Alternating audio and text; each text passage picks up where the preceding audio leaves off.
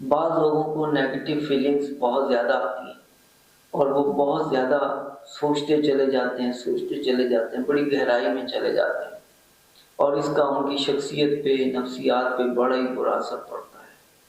جسم میں تھکاوٹ، کچھ کرنے کو دل نہیں چاہتا، اور ہر وقت ڈس ہارٹ رہتے ہیں، دل ٹوٹا رہتا ہے۔ اس کے بہت سے نفسیاتی حل ڈاکٹرز بتاتے رہتے ہیں۔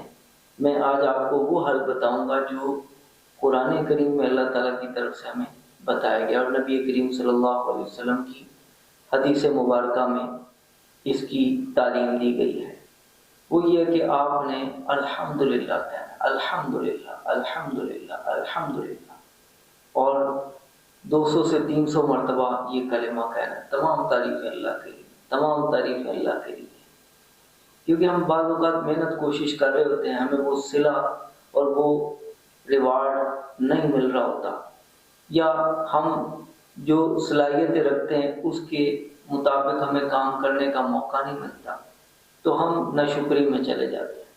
یہ نہیں دیکھتے کہ اللہ تعالیٰ کے انعامات ہم پر ویسے بھی بے شمار ہیں۔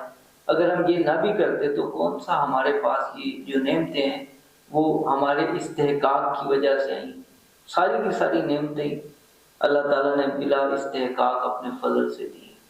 تو جب بندہ الحمدللہ کہتا ہے تو اس کے اندر سے یہ چیز نکلنا شروع ہو جاتی ہے، یہ چیز نکلنا شروع ہو جاتی ہے، اور وہ کہتا ہے مجھ پر تو اللہ کا بڑا کرم ہے۔ اسی سے پازیٹیو فیلنگ پیدا ہوتی ہے، اور اللہ کے قرآن میں لئن شکرتم لازیدنکم، اگر تم شکر ادا کرو گے میں تمہاری نعمتوں کو بڑھاؤں گا۔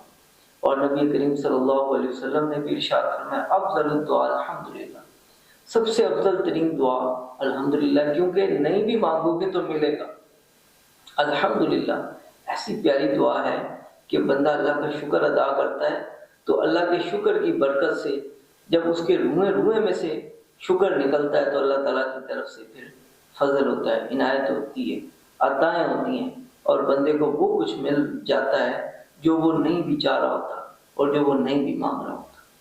تو اور پھر اس کے ساتھ ساتھ وہ پازیٹیو فیلنگز آ جاتی ہیں، نیگیٹیوٹی میں سے وہ نکل جاتا ہے۔ تو اس کو ضرور اختیار کیجیے، الحمدللہ الحمدللہ الحمدللہ۔